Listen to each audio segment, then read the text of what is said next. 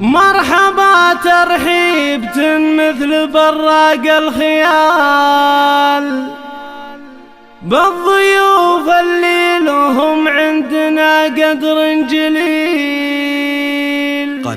أم عبد الله يا حي طريق يا الغوال، مرحبا واهلا هلا والفرح ما له مثيل.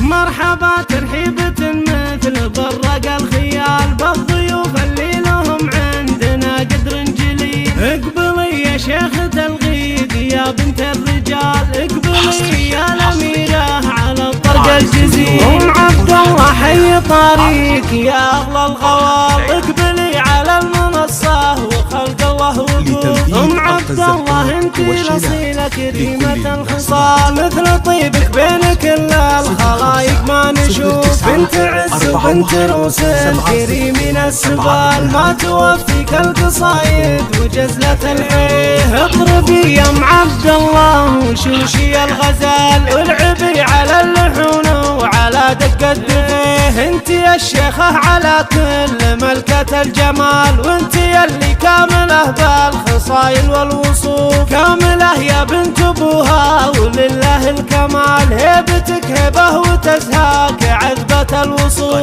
يا سمو الزين يا مخجله دف الحيه، بنت شيخ طيب الساسته مع الناس وافعاله جزال. فالشدايد موقعه في مقدمة الصفوف، ليلة في العمر افراحها حوله تطوف. والخوات الزين فيهن واوصاف الجمال، نادرات بالحلا ماخذات احلى الوصول. جعل فال السعد فال لكم طول الليال، والسعادة جعل في داركم دايم تطول. والختام اهلا هلا عد برق الخيال